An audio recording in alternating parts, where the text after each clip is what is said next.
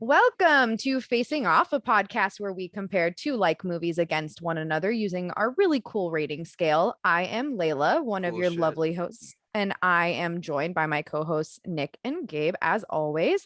We are also joined this week by a friend of the pod. Hi, Clay. Hi guys, how are you How's doing? it going? Sorry, Clay's the making you best sit friend through of the pod.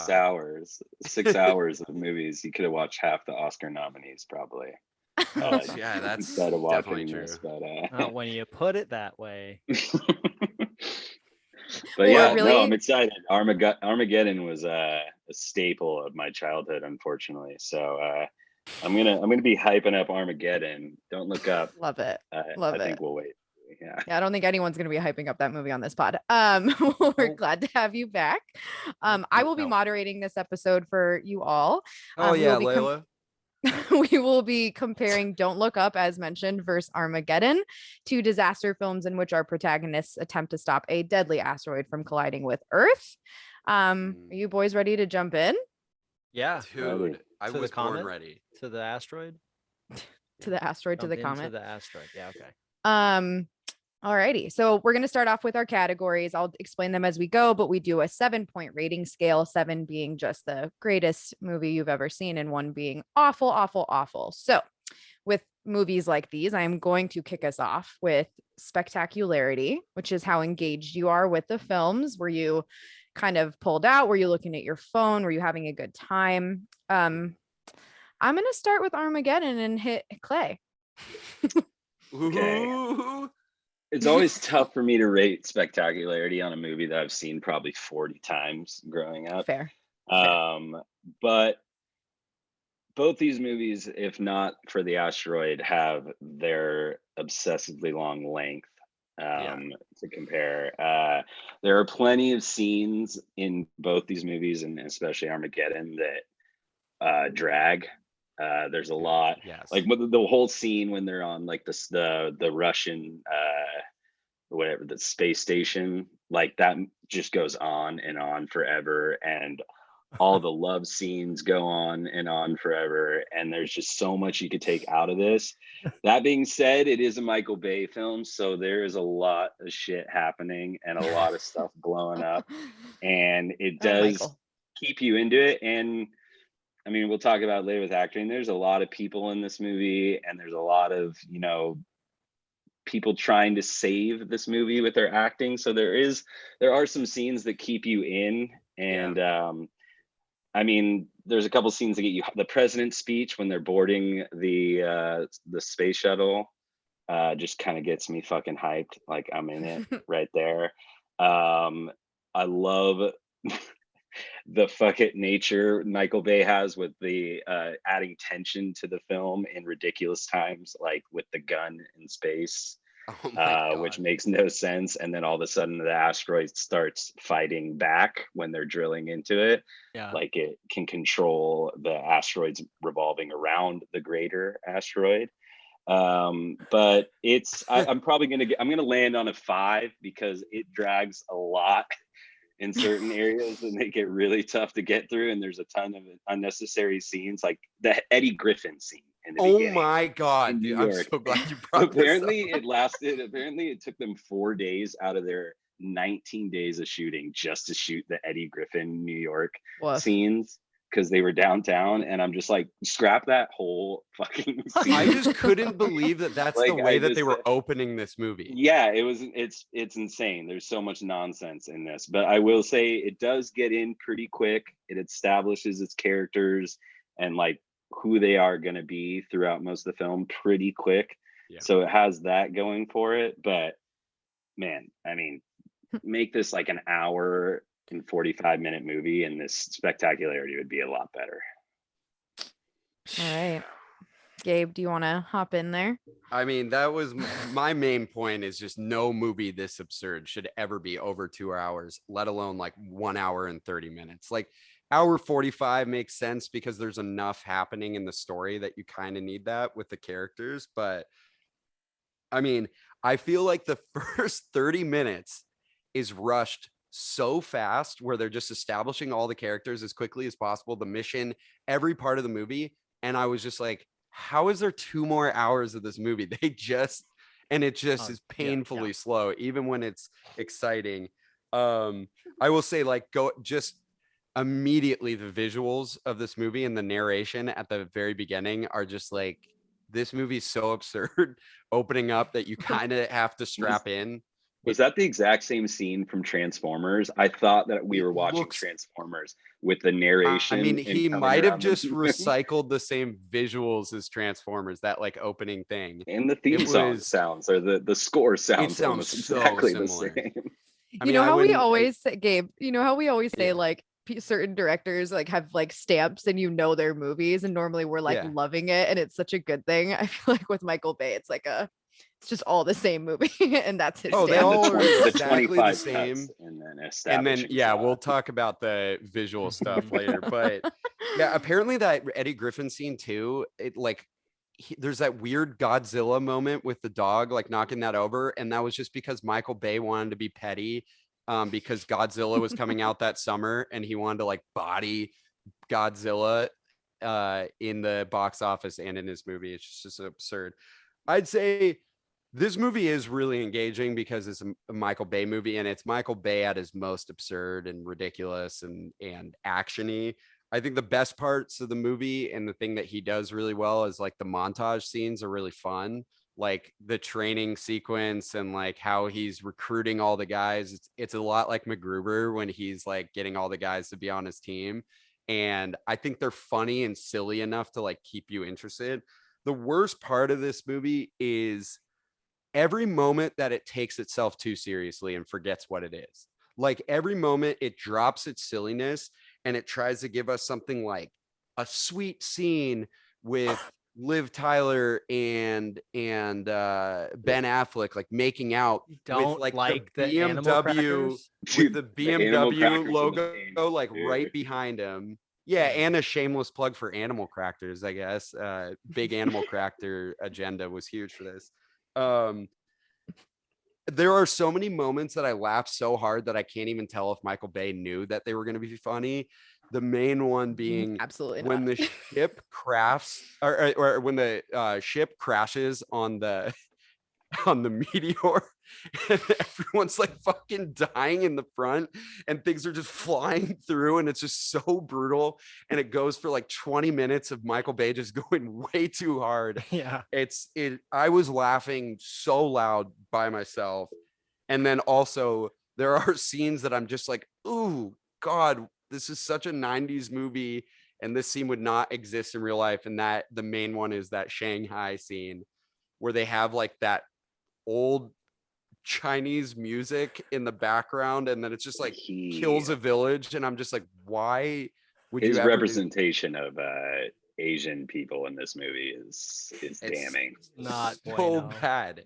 So I'm gonna give it a 5 as well. I mean, like objectively it is a really fun movie. It's above average, but there's so much that takes me out of it, mainly the runtime. I personally didn't want to miss a thing, so I gave it a 7. No, I gave it a 4. I gave it a 4. I mean, you guys covered all the scenes. The animal crackers in the belly button situation is a very weird scene. And especially with her dad singing a love song over the top of the movie with his very, daughter. very weird. You didn't think that was great? I probably looked at my from the whole daddy issues from the whole movie. I probably looked at my I paused the movie to see how much time was left like 4 times, and every single time I was like, really? It's never a good sign. I did the same thing. I was like waiting for the meteor scene to happen, and then I was like, yeah, this whole thing's too long. Even that part, even the action part, I was like, no, I'm over it pretty much at this point. So I get it. It's a 4. It's wild that Clay has watched this like 40 times. I've seen it now. There was a room we would stay in at Carter's house that had a VHS player, and there was one VHS in the whole house, and it was Armageddon. So we watched it. So naturally, you just had to watch it. Yeah. You guys are so all right. So I'm very curious to hear this. Let's move on to Spectacularity for Don't Look Up. Nick, do you want to keep going and kick us off? I guess. I mean, like, it's just it's just not, it's just one of my least favorite movies I've ever seen. I just straight up don't. I mean, you're right. I hate it. I hate being I hate when a movie makes me feel like I just fucking get it already, you know? Dude, The say your whole phrase, movie's Nick. I want to hear your phrase that you love to say on this podcast. which A one? phrase? Ham-fisted. Oh, it's very ham-fisted. Go. It was just So was waiting true. this whole damn. I was It's- gonna wait this whole damn podcast for you to say that. It's ham-fisted. It is ham-fisted. It is. It just I mean, definition right just there. beating Yeah. you over the head. Just a dead horse, It's and you're rough. just It's a metaphor, dude. smushing a dead horse. It's not with even a another metaphor. dead It's just horse. plain insight. Just Just plain I just- insight. hammering you over the head. From the moment Meryl Streep shows up, I was like, I'm good. I'm good with this. I don't care. I don't like this anymore. I don't want any more of it. There's no redeeming quality to it for me. I will never. I don't know how you watch this twice, Clay.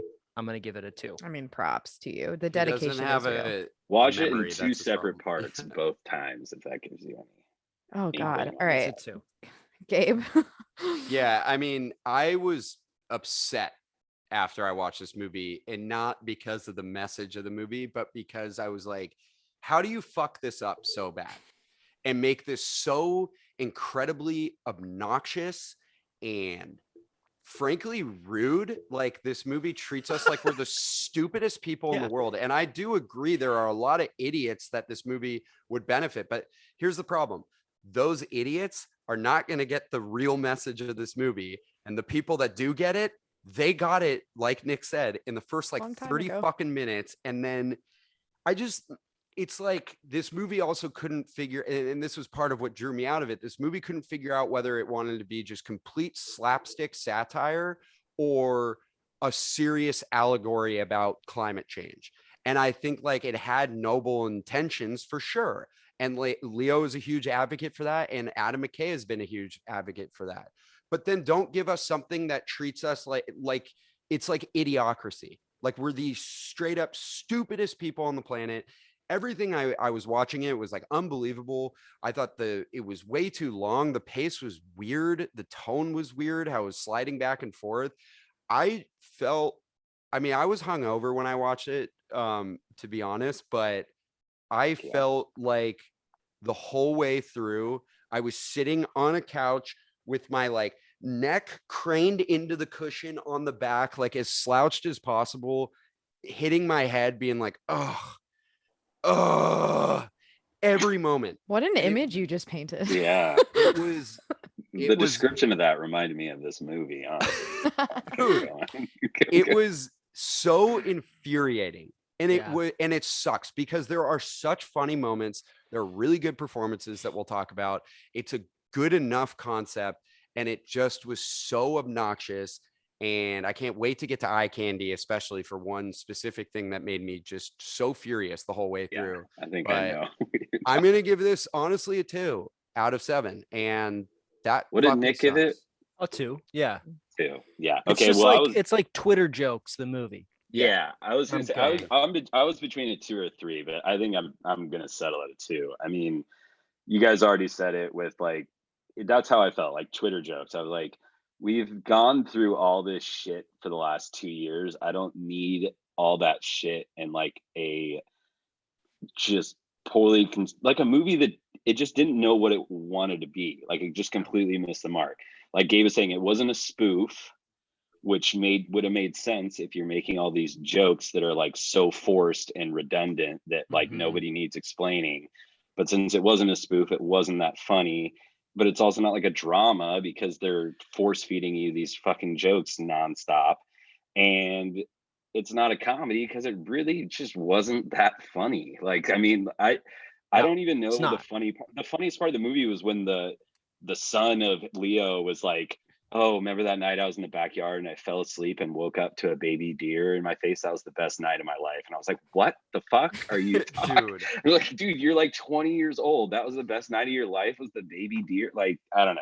But like I'm saying, like all these like the launch challenge and like all the things flashing over the face. Like, I don't want to take too much from eye candy because I feel like we're going to talk about a lot of that, but it really was just beating you over the head. And it was a movie. The first time I watched this was the day Brett and I got COVID on Christmas. That's right. And so I was like, Oh, I fell no. asleep for 30 minutes and I woke up and I made Britt rewind the 30 minutes and she was pissed. Like, she was like, Fair. don't make me do this. Dude, I would have. And then I watched it last night and I fell asleep. So I had to rewatch the last bit of it. And it's just, it's so crazy with just, the 3 of the top 20 actors of the last 40 years in this movie and a bunch of other amazing actors, like, that they made this movie that is just boring and painstaking to get through. Like, it just, so yeah, I'm gonna give it 2.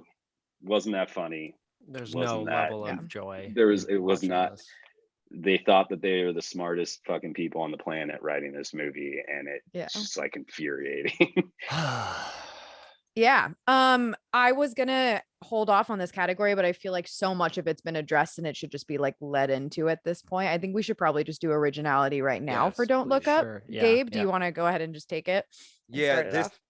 this is my biggest problem with Don't Look Up. It's like a good enough concept, and I just think that if he was trying to go with this allegory or whatever, it should have just been more subtle.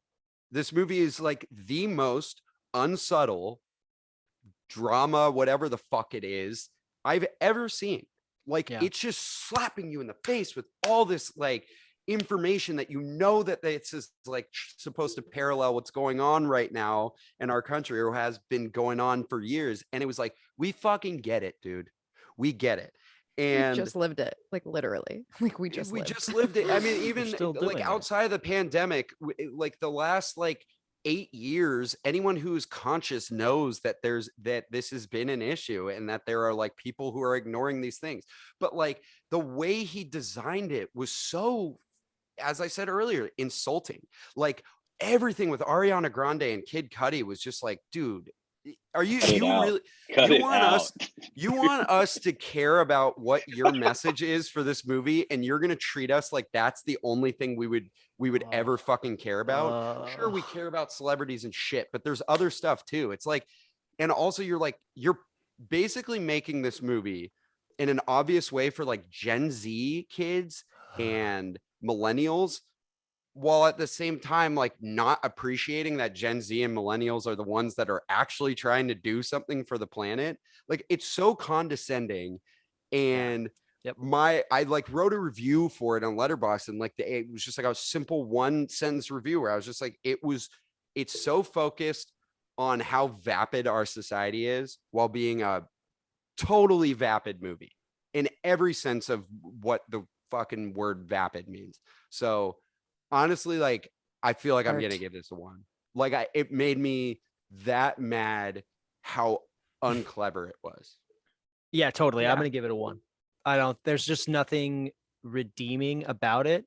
I mean, and just how dare you have the press tour with Jonah Hill being on all these talk shows like Meryl Streep's the GOAT, blah, blah, blah. And it's like, okay, cool. That's fine and dandy, except you two, in my opinion, are the worst part of the whole movie.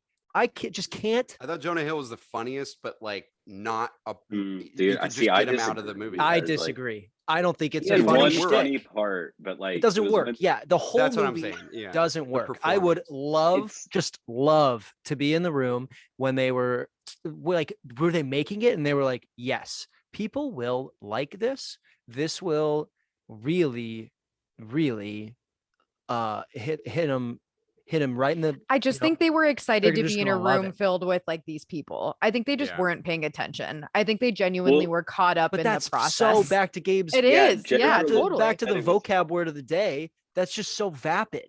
Yep. Yeah. Jennifer Lawrence said it was hard to work with Jonah Hill because they did like an improv day on set, and she was like laughing so hard, and it was just everything was so funny. Oh my god! Where was this? Where was this? It's just, I'm upset thinking about it, and I don't want to talk about it anymore. Clay, where are you at?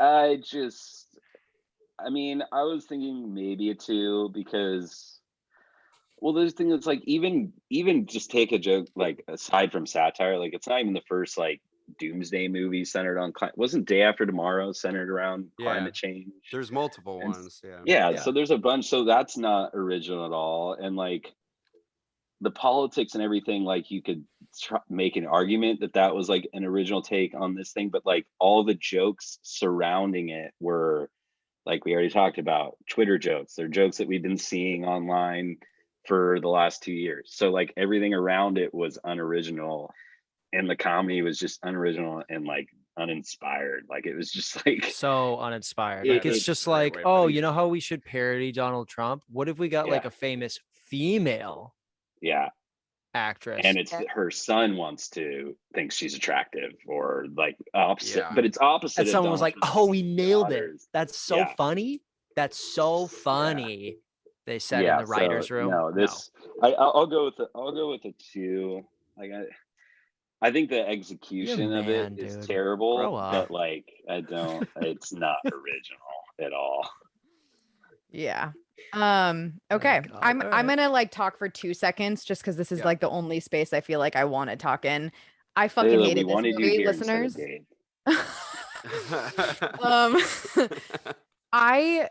It blows my mind for like a group of humans who go on every talk show in real life and talk about these issues, like they're, you know, how important they are, etc., to not understand the importance of creating art that's going to make people think and put something in a different light. Like they literally verbatim, it's almost like I was watching a documentary of all of Trump's presidency. Like I just, not a single thing about what they did in this movie was nuanced. Not a single thing.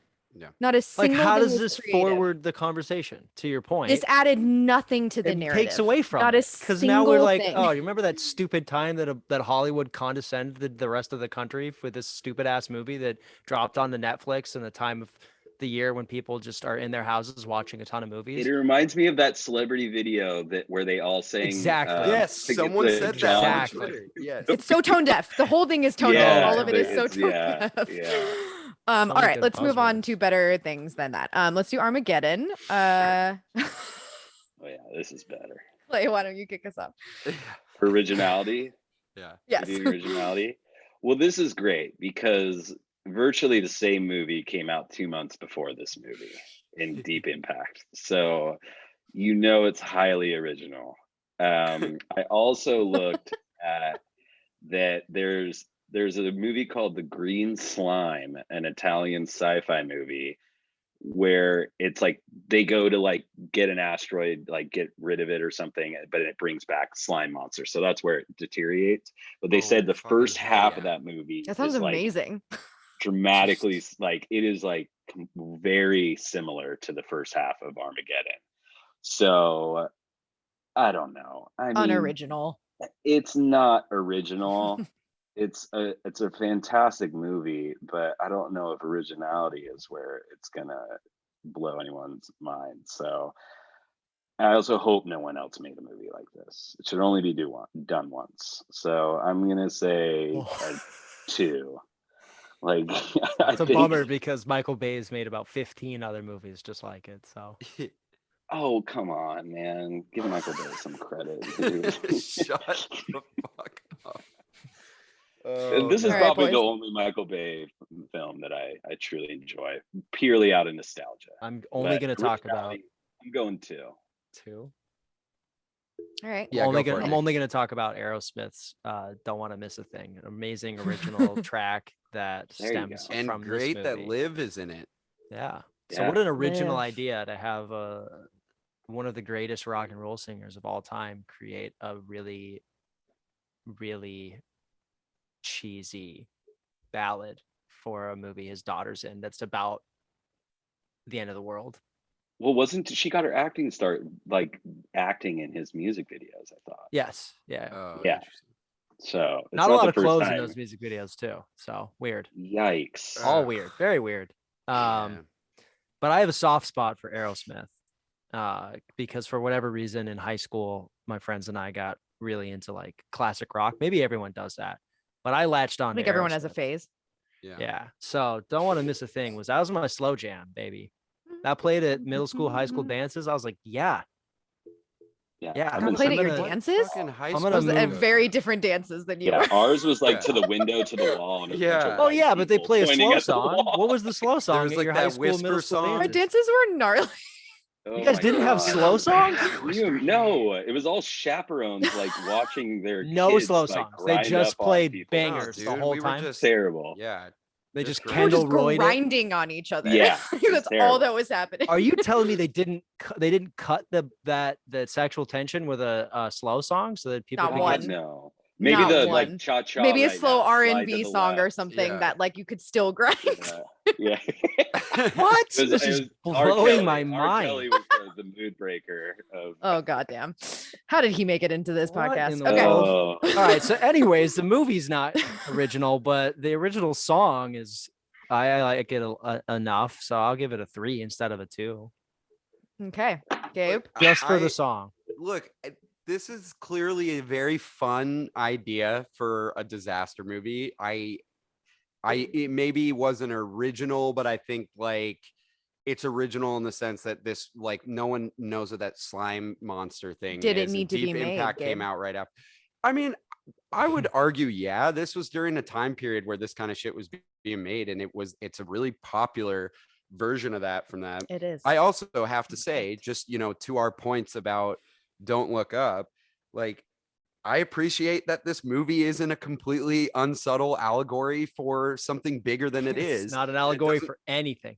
No, and Dude. it doesn't treat us like idiots that need to be pandered No. to. It knows that its audience are idiots. It knows how fucking stupid its audience is Yes. and how they just want to watch like a gladiator fight. But this gladiator fight is a bunch of like sexy oil drillers drilling Dude. into the fucking Yeah, Drilling Steve isn't a Steve science, Buscemi is it's an so art, sexy. Gabe. dude, it It's an is an art. And I mean, on the bad parts of this, originality wise, like the dialogue is super unrealistic. It's just not how human beings talk to each other. Or at least I didn't. I wasn't very cool. The whole- I the wouldn't have whole- been They on the the say whole they thing, say yeah. Harry's name probably 200 times in this. Yeah, is it Harry? What would you want to Now, do on with the this oil situation? rig, Britt Yeah. pointed out they say Harry's name every other word on the That'd oil be a rig. good drinking game, Just- except for you would die in the first. You would die. Oh, dude. Harry.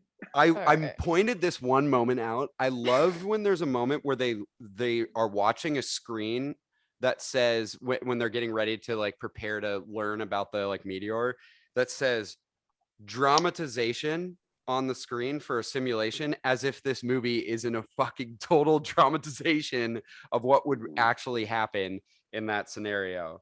Also, I had a question. There's a moment where he agrees to do the mission with his oil drillers. Mhm. And he said, "You said you just need my men to drill up there? No crazy astronaut shit?"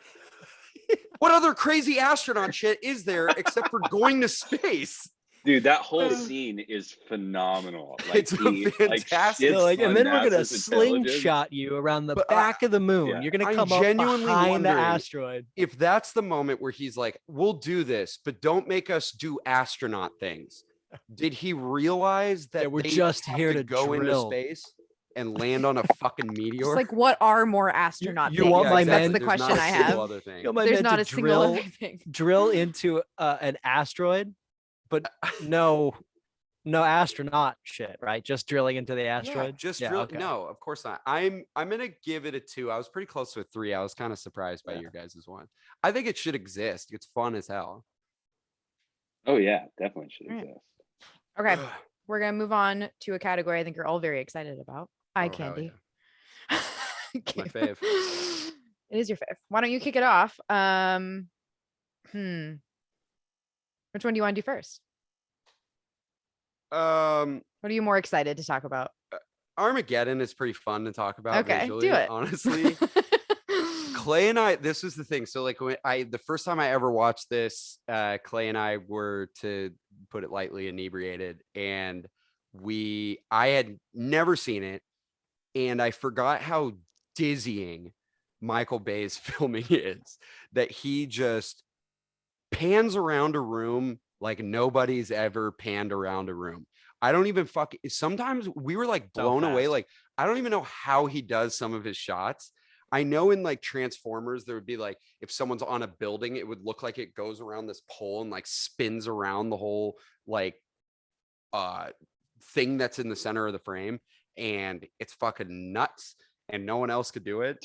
But it is just the way this camera whips around the room, it will make you puke if you're not in the right state of mind. And also, as Clay alluded to earlier, his editing is just out of control. It's out like, of control. This was before like Bohemian Rhapsody and The Little Things took the cake for most cuts in a scene. It was just Michael Bay just being like, I'm going to give you so much fucking information.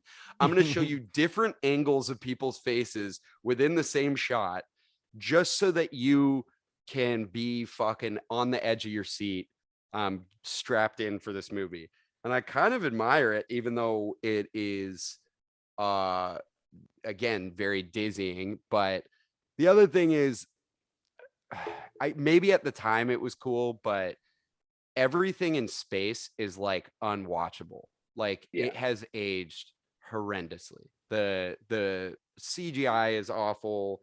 The fucking practical effects are just ludicrous.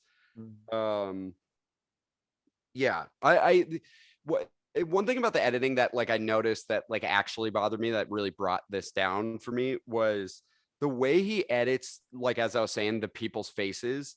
There's so many continuity errors with like their expressions and stuff that it actually like hurts the performances, which sucks because, as we'll talk about soon, like for an action movie, I kind of love the performances in this movie and I love the cast. Amazing. Yeah. Academy Award nominee. And well, maybe it could have been if he didn't edit so dang much. I'm gonna give it a 3 though. It's a big spectacle. Like no one else could do this the way that he does it, besides like James Cameron. So I'll give it a 3 out of 7. I'm thinking of eye candy for like action movies. Okay, That's fair. Nicholas. I feel like I'm gonna give it an average. Like I want to give it a 4. Like I don't think the stuff in space is that bad for a 90s movie. I don't care about it, and it was completely uninteresting to me on this rewatch because it's just too long. And I just was like, oh my god, I know you're gonna blow up the fucking meteor. Just do it already. Come on, dude. Just do it already. Everything on Earth was way more fun. I think I'm gonna talk about this in acting too, because I know that. Well, I love when we have 3 people on now because I can just only talk about the things I think are funny. My favorite thing is when Steve Buscemi, when he has space dementia or whatever. Oh, it's the best line in the movie. It's so good. Dude, the guy. But he doesn't even look that crazy at that point. But that whole scene is just so like, what is happening? Dude, the way they add tension into this movie is absolutely incredible. Like they were like, fans, nail us in something crazy we can do in space. I think that's a good example. Like put a Gatling gun on the drill. The dizzying visual, just sort of aesthetic of the whole thing. I think that scene really capitalizes it, where you're just like, what is going on? There's so many lights. Also, there's just everything's so dark on this asteroid, and things are just breaking apart, but they look like cardboard and not like actual rocks. Like, what's going on? It's just so much. And the machine that they're on is just looks so bad. Oh, it looks fucking obscene. It's a little toy car. Play. I'm gonna give it a 4. Okay. So I did read Roger Ebert's review of this, and he had this one line where he said, "The movie is an assault on the eyes, the ears, the brain, and common sense, and the human desire to be entertained," which I just thought was the most amazing fucking quote I've ever heard of. Damn. It's on his like most hated list for movies of mic all drop. time. But it averages 1.5 seconds for every cut. So you see 1.5 seconds of a shot and then it cuts. No. Yes. I will say there are some good practical effects. NASA did let Disney put 18 cameras around a shuttle launch. So those are actual shuttle launches that you see. Oh, that's pretty fucking which is like pretty cool.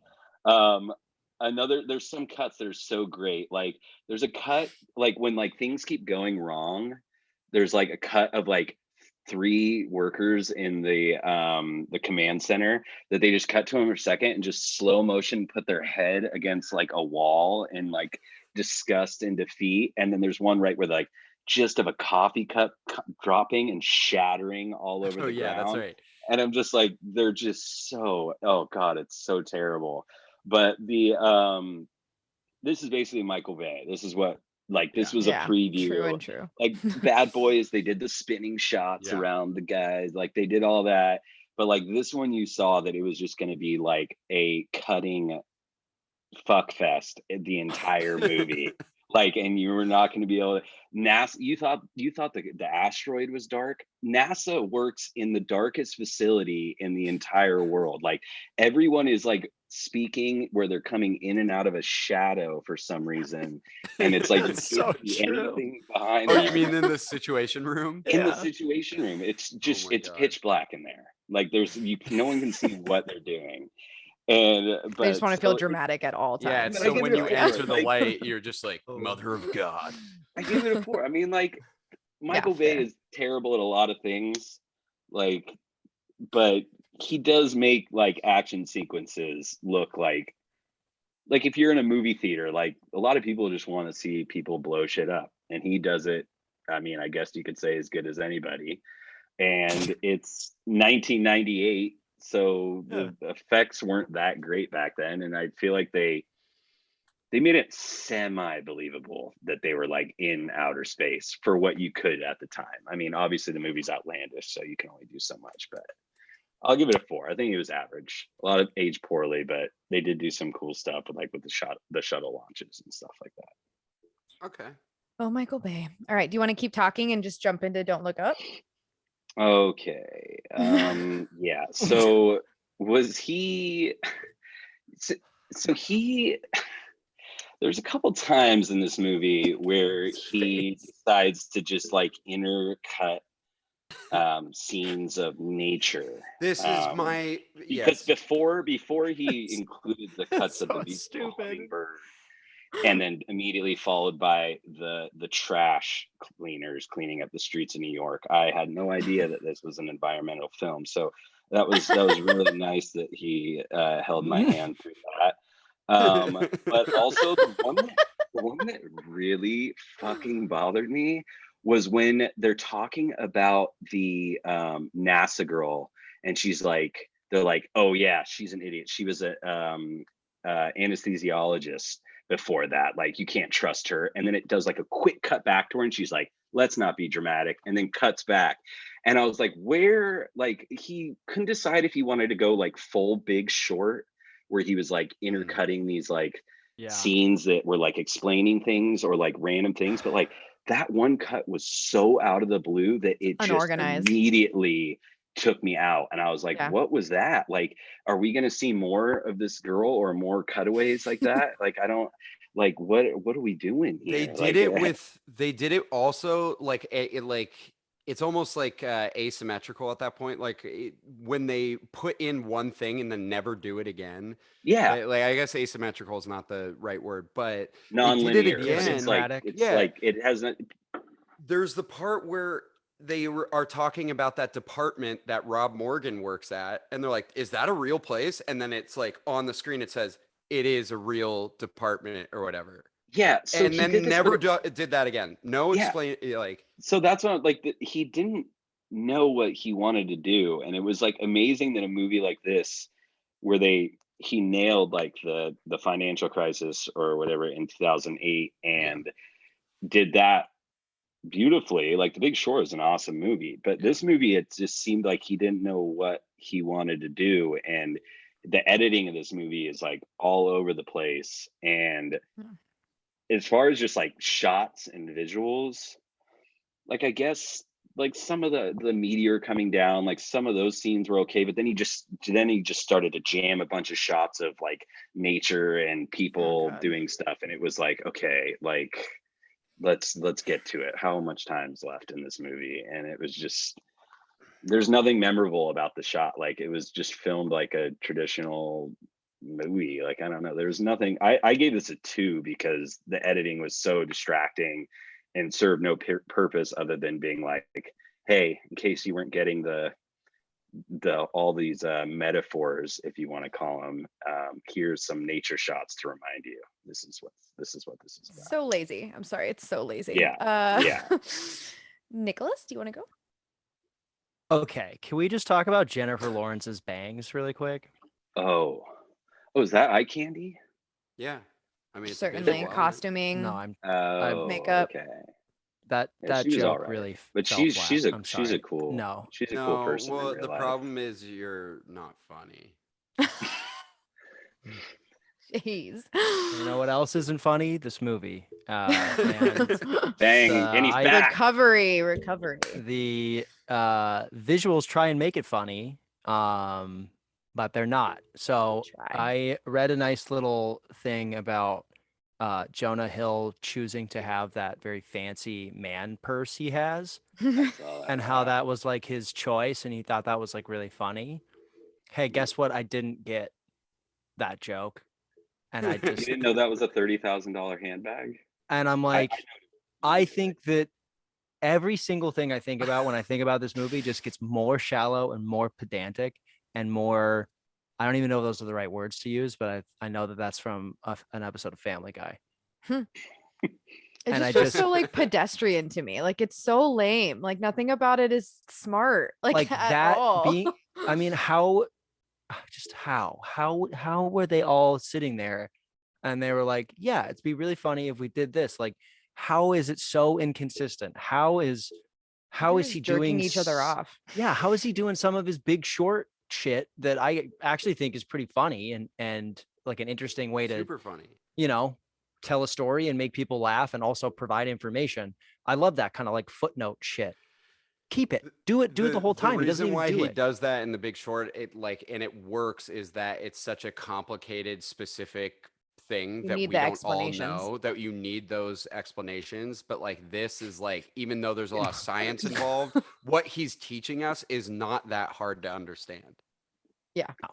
Also, like, because it's so uncreative. What Margot Robbie was saying in a bathtub naked. Yeah, exactly. Like, yeah, someone's gonna. You got to give me like, and Jesse Eisenberg sitting at a couch. That would have been way funnier. Someone Jesse I don't need to look Jesse at. Eisenberg naked in a bathtub would have been a much funnier situation. No, that would have been a fast forward for me. Michael Cera naked in a bathtub. Michael Cera explaining anything important would just put me straight into hysterics. Yeah, dude, seriously. Treasure. I mean, I guess it's like a 2. It's almost a 1. Like it's just like it's not anything. It just doesn't redeem itself with any visual elements at all. It just makes it worse. Yeah, salt on the wound. I mean, I'll give it a 2 as well. Like I don't think it's necessarily. I mean, besides the thing that makes me so fucking annoyed, which is the stock footage that he keeps, as Nick's favorite phrase, ham fisting down our fucking throats the entire way through this movie, like as if you didn't get what the movie was about, by minute fucking 10. That is just lazy. It's visually not creative in any way. I really like the editing in The Big Short, and the way it like goes back and forth to things, and that just like, this is so fucking dumb. And someone that does what he does with the stock footage type of thing really well is Mike Mills, the guy who did Beginners and 20th Century Women and Come On, Come On. He does that in a way that it's not obvious what he's trying to talk about, but he's showing it as like a visual example. That is really irritating, but I think like visually it's fine. I don't think it's bad. One thing I really like that he does is like, I think he visualizes his actors really well in this. Like if someone's saying something, this is like the Succession thing that he brought to that show when he did the first episode.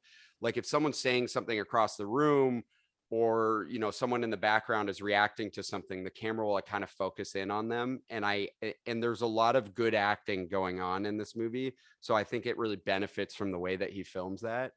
I also think the editing when it's not doing that other stuff is sometimes cool. Like there's a scene that I really like that he does visually. So that scene that we did at the beginning, when before he comes on to the show, it's cutting back and forth between the makeup chair with him and like how exhausted he is and like God, that like shit makes really me so pointing out. anxious. Yeah, I actually really like the way he edits that scene. So like I'm not gonna give it the worst score. I've seen worse movies, but I will say that post-credit scene where they go to that fucking planet looked like Roku City or some fucking or like wherever the Wii town hall shit is with all the characters. I don't know why I called it town hall, but it looks so bad. So I will give it a 2 out of 7. Like it doesn't deserve anything higher. Firmly All on right. the road to the worst score I've ever given. Sheesh. Yeah. Okay. It's bad. Let's stick with Don't Look Up and move on to acting. And I think specifically with this category, it's important to remember that we're also referencing the writing that plays into the character development and all of the now above. that you say that. Yeah, Gabe, do you want to just continue and talk about Don't Look Up? Yeah, sure. I mean, look, these are some of my favorite This is the way you were like, look. I mean, look, let's get one thing dude. absolutely clear. The actors that he got are like some of my favorite actors of all time, as Clay mentioned. I mean, I would argue that 3 of the actors are like top 10 of all time with Leo, Meryl Streep, and Kate Blanchett. And then you get like Jennifer Lawrence, who's a fucking fantastic actor, Timothy Chalamet in a small part.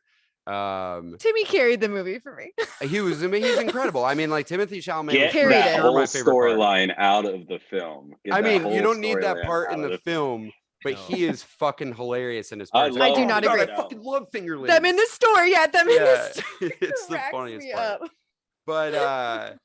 But that, and like also Rob Morgan, like wrong movie. I love Rob Morgan, but too serious for this movie. And like his part was so like dour. There were like moments where he is like talking about like Ariana Grande and Kid Cudi, and it's like kind of funny, but I was like, this guy's not the right person for this. Rob Morgan is a fantastic character actor, but I will say, despite the writing of the characters like interactions being super unrealistic, there are performances that I fucking love in this. I think this is I wasn't surprised by this, but I think Leo is incredible in this. Like, I think he taps into an anxiety that he never does outside of like Shutter Island, thinking that he's insane. This one is there is like, you could believe that this is like a scientist or whatever that like kind of just has been craving attention. I really like Jennifer Lawrence in this. This is like the first time in a while you see her at not besides her big rant on TV, not in like a manic state. And I think she's really good at that. Fuck Meryl Streep, and like, sure, she's having fun in it, but like, what a waste. Kate Blanchett is really good in this movie. Her makeup job is fucking fantastic. I also think Tyler Perry was like a perfect casting for his role. Like every once in a while, Tyler Perry's in like a good movie, like Gone Girl, and I'm just like, oh yeah, you get the good usage of him. But I think the overall like best actor and the one that might actually get an Oscar nomination is you didn't like it? Who are you gonna say? Mark Rylance. Oh my god. No, I love what No. Mark Rylance does in this. Bro, I what? thought it was so good. Dude, if he had like 5 lines, I would say that's okay. But he was in too much of this movie, and every time he talked, I wanted to just turn off. Well, he's irritating and stuff, and it's so ridiculous, but it's like he commits to his role so hard. I love the scene where he tells off Leo. I think that he's fucking fantastic in that scene. Oh my god. That was like his performance was like the on the nose like performance that was like you saw through this entire movie. Yeah, it's supposed to be like Elon Musk and Steve Jobs. I love that video where the guy's like, do you get that, right? I feel like that's a really good distinction of kind of what we're talking about though, right? Like the performance itself was great, but the writing of the character is so on the nose, and it was like purposefully writing it to be so obnoxious that you just kind of can't even like care, right? I can't get past it. I'm sorry. I what score did you give it, Gabe? I want to give it like a 4 or 5, but this movie had every reason to be a 6 or 7. Sure. So I'll give it a 4. I'll give it a 4. I'm gonna give it a 3. I can't get past any of the ham-fistedness. Yeah. I can't get past it. There's no part of me that will allow myself to get past that. Yes, Timothée Chalamet is the only part that kind of made me laugh a little bit, and I was like, genuinely, that's pretty funny. The whole like, I can't even do it. The like snappy thing that people do is funny, but beyond that, like it's just so gross. Yeah, that leads into the vapidness. Like just getting Timothée Chalamet just so we could be like, oh, it's Timothée Chalamet being funny it's just such a gross movie that it almost feels like it was intentionally like bad in the way that anyone that's watching this, that you would want to actually understand that climate change is a real problem, and the world sort of seems as though we're ignoring a comet about to crash into us. Anyone that does not understand that, like you said, you would want to understand. You did not write this movie so that person would understand. There isn't a single person out there that was like, oh my God, it is kind of like a comet's going to hit us and we're just ignoring all the scientists. There isn't a single person, not one. They're all just like, oh, this is just Hollywood propaganda bullshit. No, CNN. No, I know a lot of people actually that like this movie. Yeah, I do too. I mean, we were talking about it this last weekend, but have you disowned all of them? No, they heard me out. I was like, listen to the podcast, bitch. Yeah, well, we did. We got some new. I'm not giving you my opinions now. No, I also would say, hold on. Did those people not understand? No, they got it. Did they not understand it before? Fun. No, it's about a meteor crashing into Earth. Well, Nick, I also like if you. I show Layla this all the time, but if you follow like IMDb on Instagram, the type of people there, they just don't watch a lot of movies and they're just so entertained by anything they watch. If you look through comments on any of their shit, or someone that follows Netflix on Instagram, or if you look through the comments, there are people like, I thought this movie was so funny. Like, this movie got it. It was so good. There are people out there that are just like, oh man, we really need to act now. I say we just invite a bunch of those people to Nick's wedding in 2 weeks. And just and just keep them on that island. Let everyone else from Hawaii back into contiguous United States. Treat them like lepers, and then drop a comment on them. Yeah, there you go. But also, listeners, if you did like this movie, we respect your opinions and love you. Please keep listening. All right, continue. I disagree with that. This isn't my podcast, so I don't care. I'm giving it a 3. I cannot get past it, and the whole Meryl Streep thing is just like, shut up with that whole thing. Just shut up. I felt like I was watching a bad version of Veep. So bad. Yeah. Go ahead, Clay. I gave it a 4. I mean, it's hard to make a movie this bad, or at least unentertaining and frustrating with the cast. Like, I genuinely think this is one of the most disappointing movies I'd watched in a long time, considering like the hype surrounding it. Yeah, we had so like much McKay's hype coming off like a couple bangers, like Leo, Kate Blanchett, Meryl Streep, like even Jonah Hill. Like, they haven't missed in a long time, and this was just a total. Like, I'll grant it, like they did the best that they could given the material or the situation. Mark Rylance, I just could not disagree more with you, Gabe. Like, I was like, if he would have been on scene for like if he would have been in the movie for a couple scenes, I would have been okay with that performance.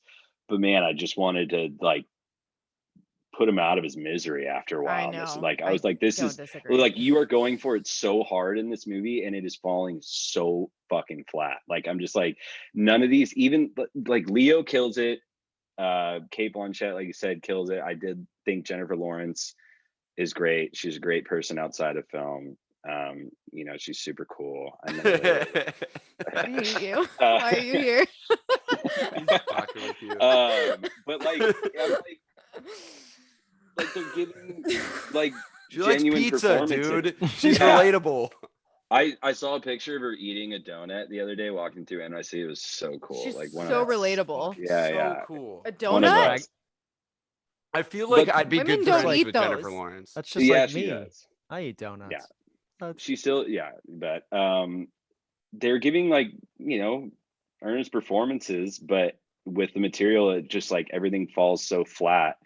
And it's like when it comes to the culmination of them like in the dining room table, like I'm just sitting there, I'm like, I don't care that these people are dying. Like I just like this whole thing has just been so, it's like such a mockery that I'm like, wait, now we're supposed to be emotionally invested in these like characters. Like I thought this whole thing was kind of like spoof almost. Like what, like why spend the last 45 minutes of the movie like delving into their personal relationships or like misery of this, when it's like the whole thing was like the government's fucking us over. Like I like skip that whole scene and just show Meryl Streep and Jonah Hill getting blown the fuck up. Like that's what this movie should have done. Doesn't Like it Jonah just Hill like survive in the post No, credits? he dies. He dies because his mom leaves him on the. No, there's on like a Earth. scene on YouTube. I didn't watch enough of it because I didn't God. No, fucking it's care. in the post credits. He literally survives and he comes out of the rubble with this fucking dumbass purse, and it's the stupidest post credit scene I've ever seen in my life. Oh my God. Also, am can we stop with the post credit Furious scenes? that I know that Yeah, exists. we don't need it for a You non-Marvel don't need a movie. scene for us to stick around. Like, is it I think might be like a ploy to get us I'm to so look at mad all the at you people guys that for worked. teaching Yeah, me it- things it about is this part movie I of didn't that. know before this. But like a post, now it's the Jonah Hill scene is a post credit scene to the post credit scene, and I'm just like, I'd stop. It's This so movie is smart. long enough. We don't need any more of it. What a waste. I should have probably said this opinion when Gabe said it, but I was waiting for everyone to talk first. Now I feel dumb because it's about Jennifer Lawrence. I want to just say I actually completely disagree with you, Gabe, that she's doing something different in this movie. The whole time I was watching it, I felt like dude. I felt like she was literally doing her character in Silver Linings Playbook.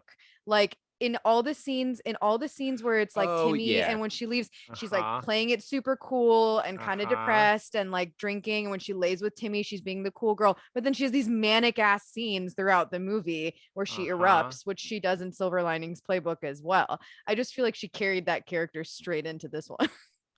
Layla, who would you rather see in this role? 3, 2. Ooh. Oh my God. 1. I don't know. Emma Stone. I don't know. Anyone. Emma Stone, yeah. No, absolutely. because you got to think of someone that you don't want to have like a blemish on their career. Because like I don't think this is a Fair. blemish for Leo and Kate Blanchett, but for everyone else, it for sure is.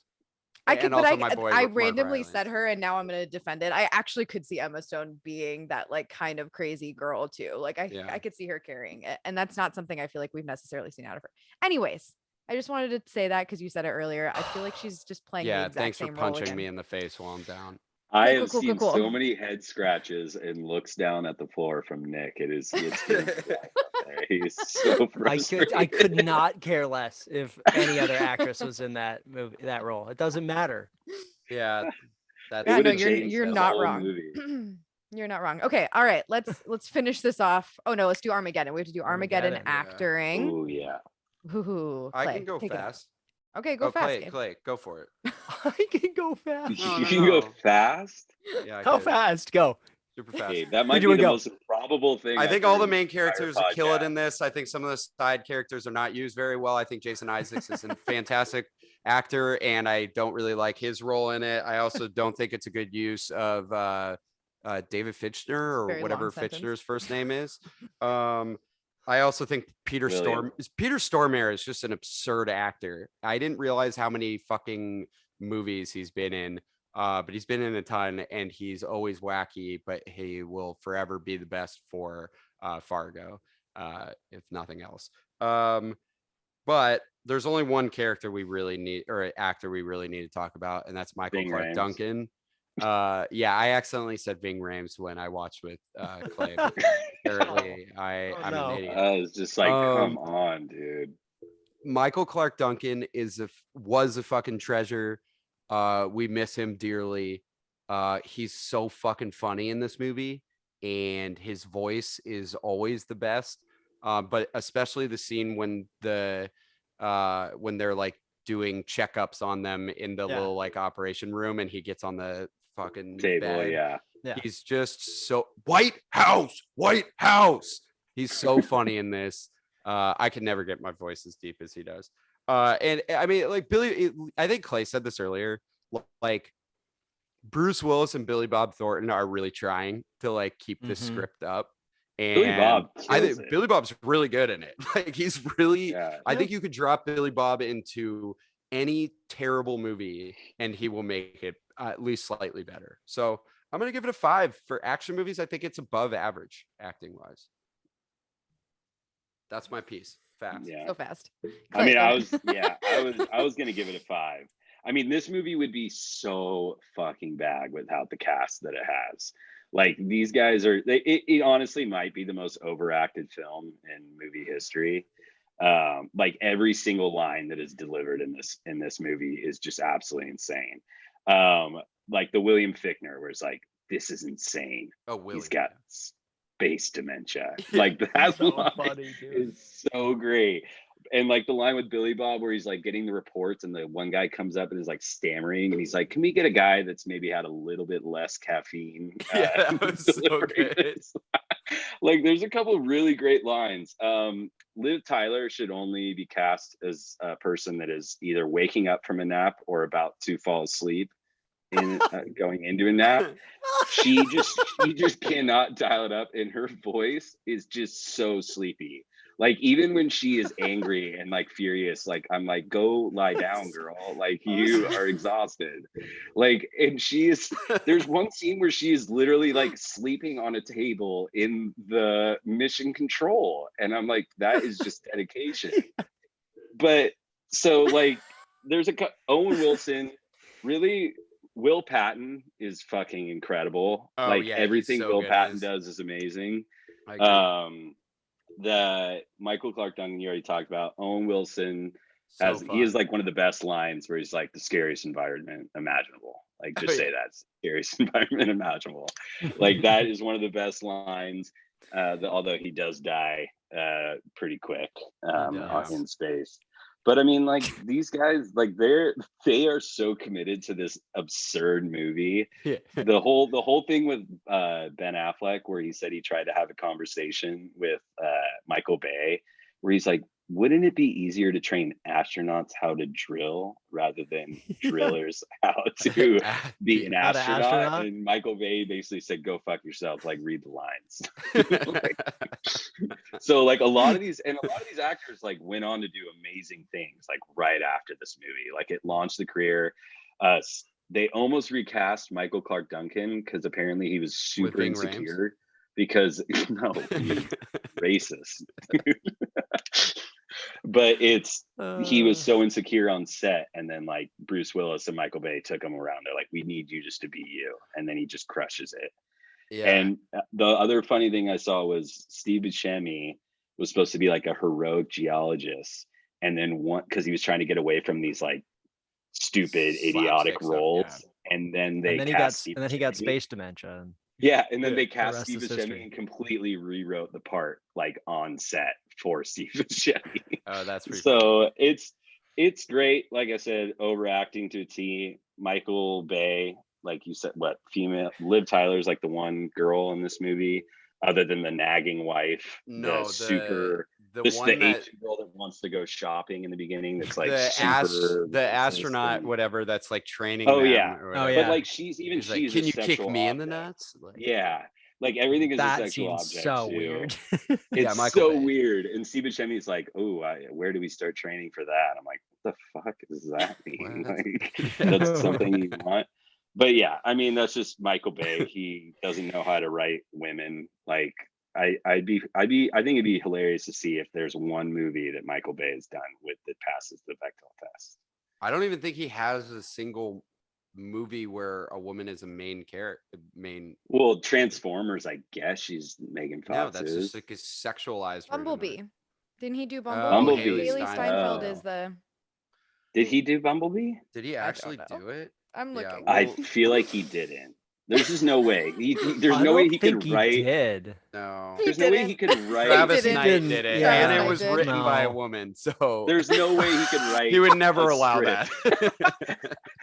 Dude, the script, like him writing a that's sad. conversation between two women would be like, she's just like, nice tits. Oh, thanks. You too. Like that would be Michael Bay's ideal female interaction in a movie. Like he's just women. Every girl that works with him hates him after the movie. So I mean, like, I think these guys, and even Bruce Willis said, "I'll never work with him again after this movie." So like, Oh, he did?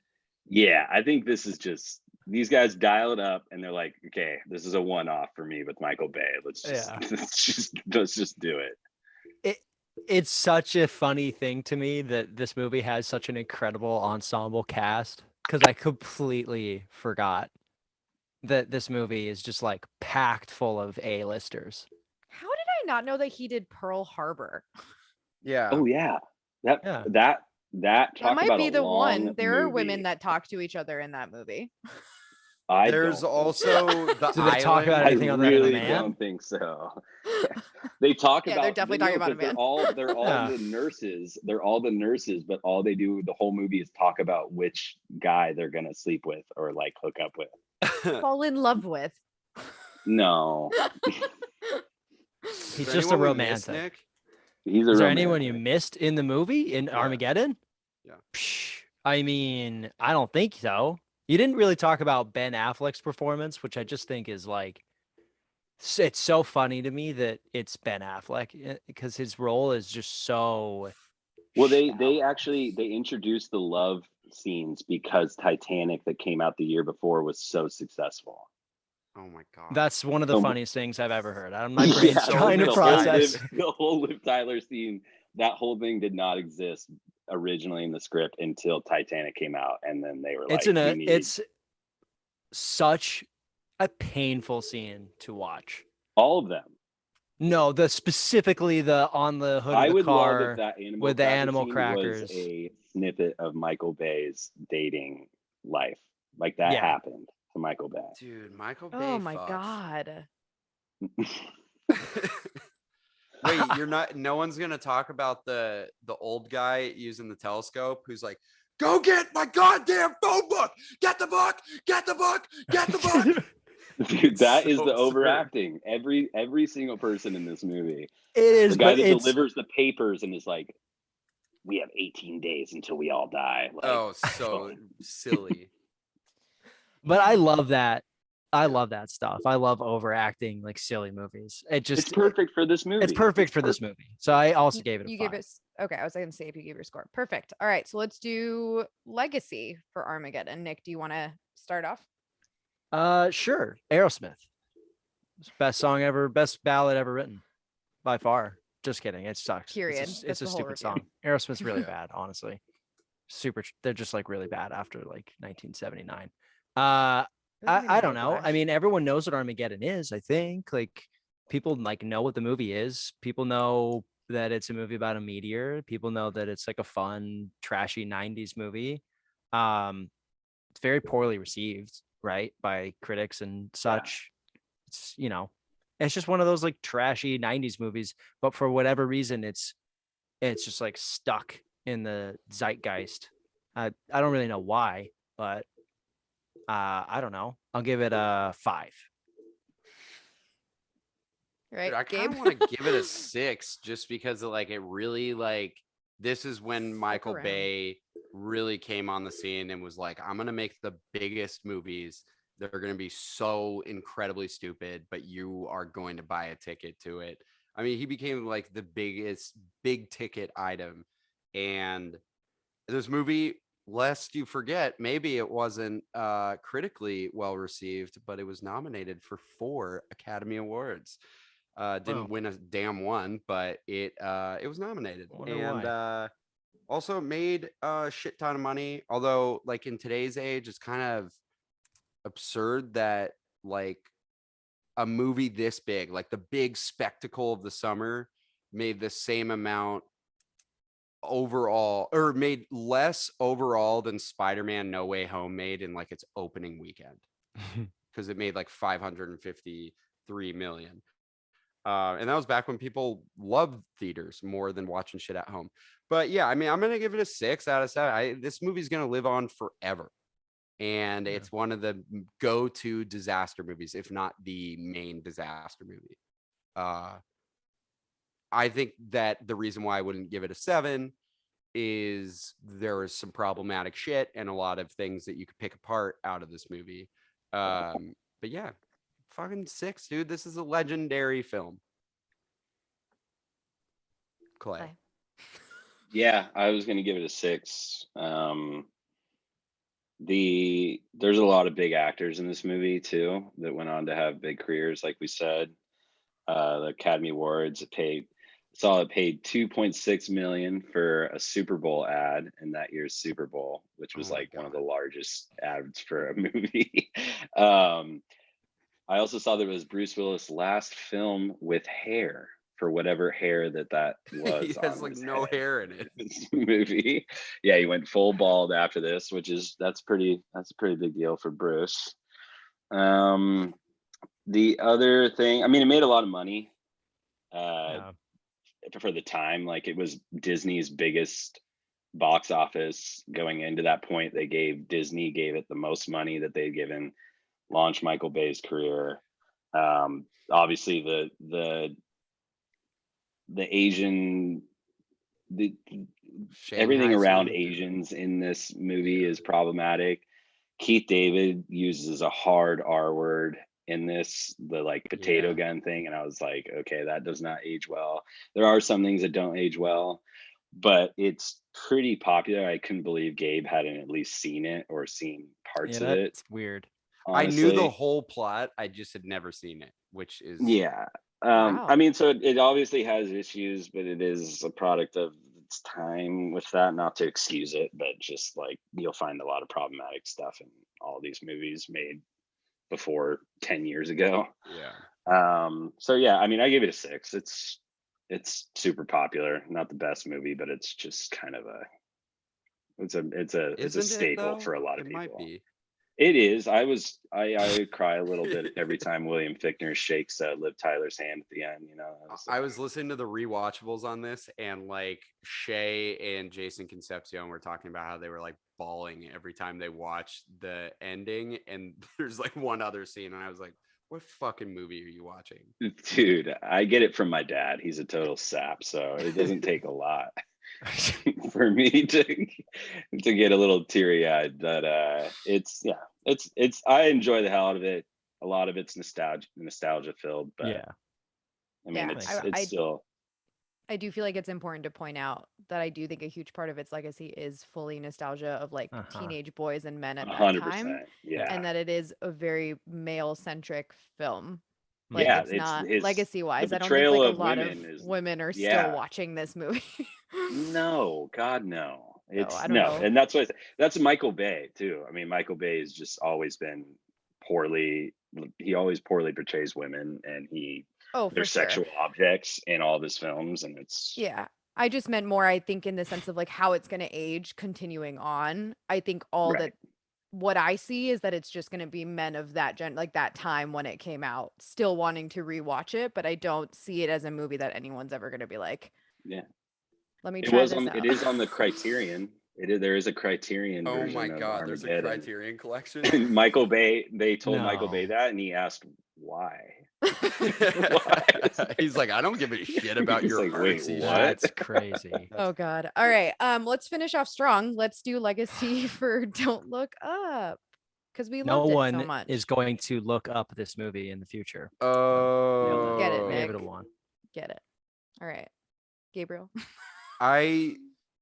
The main thing for this is like it's probably going to get nominated for a lot of things, which is just fucking irritating. But the main thing that hurts this movie beyond us just not caring about it and Clay,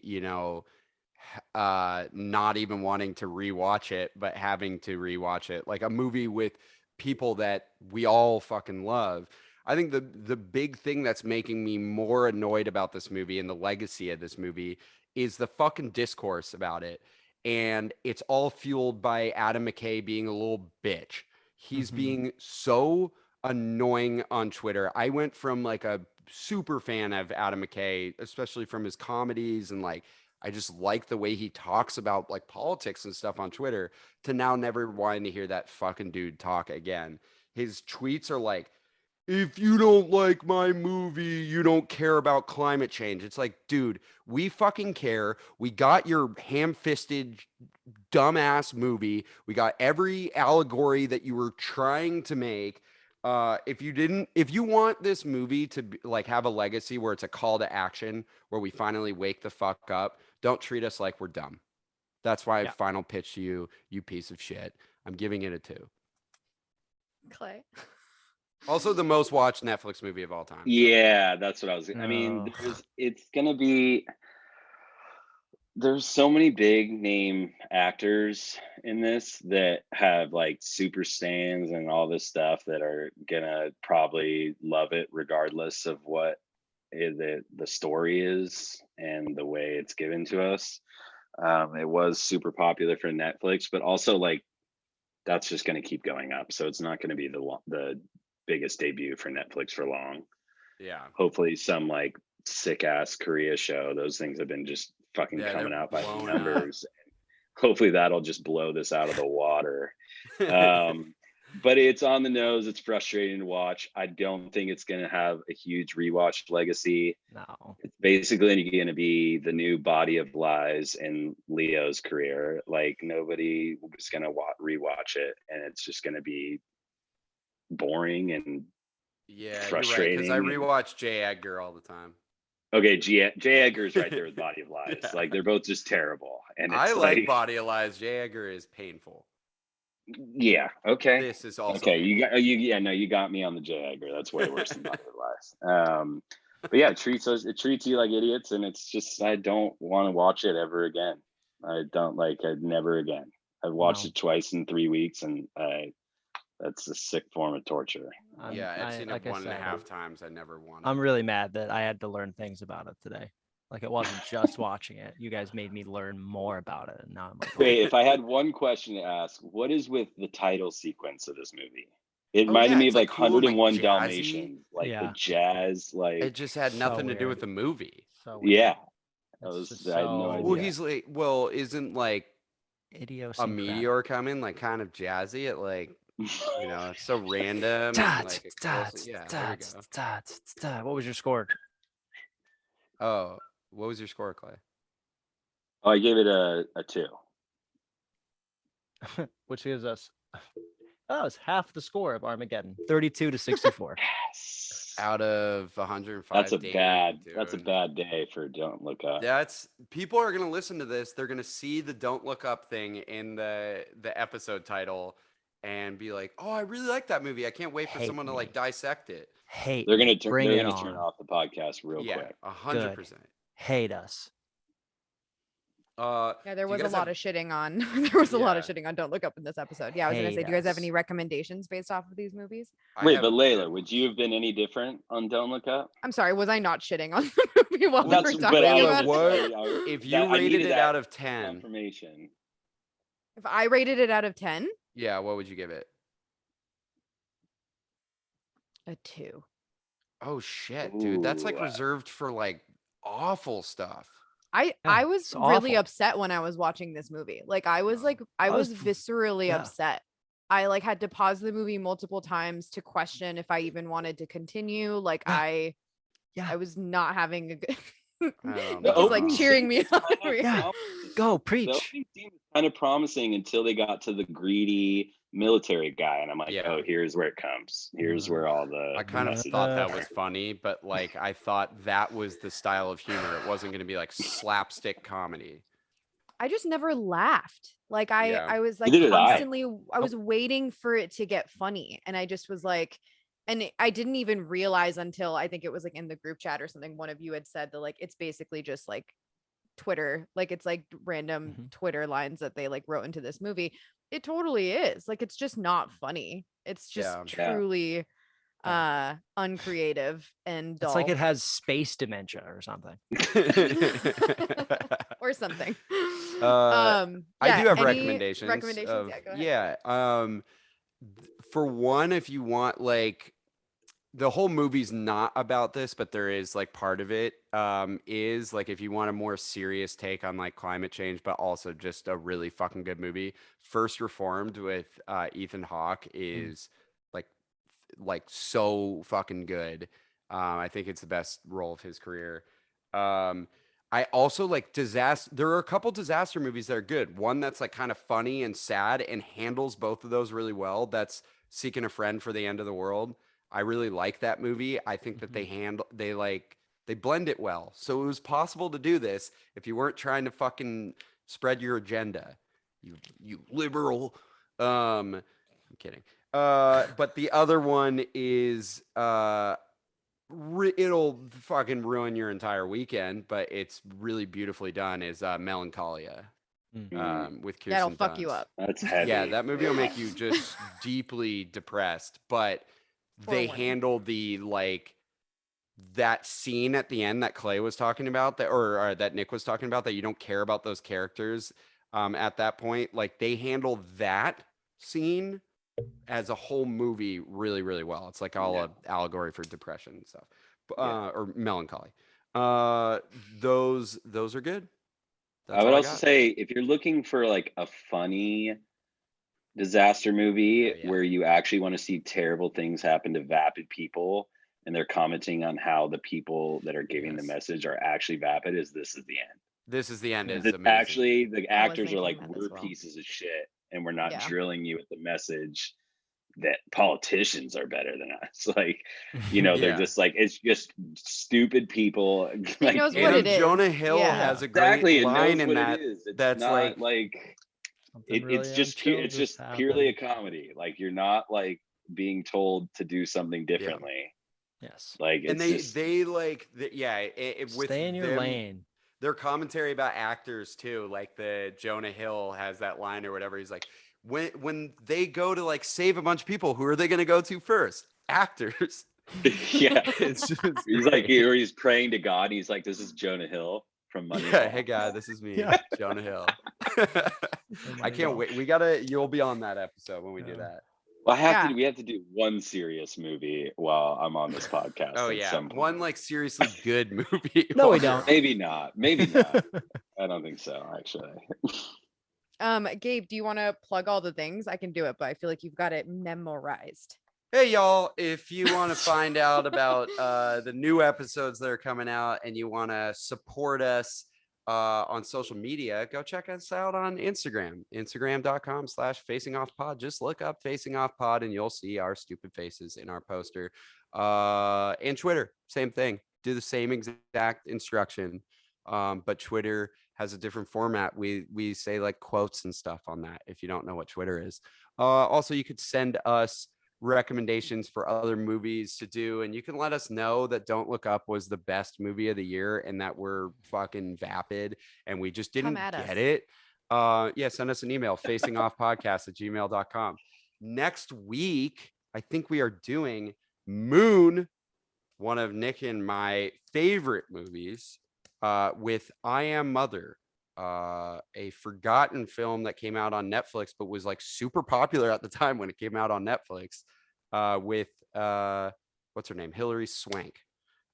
You could check that one out on Netflix. And I think Moon is somewhere else, like Pluto or Quibi or something like that. But it's better than one of the like we usually make fun of like IMDb free TV all the time. But that movie is great. Pluto. Go check it out. Yeah, it's on Pluto. That's right. Good.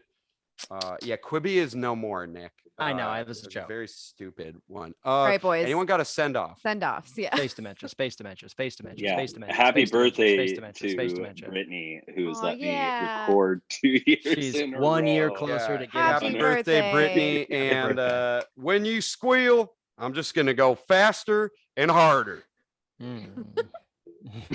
What a way to end it.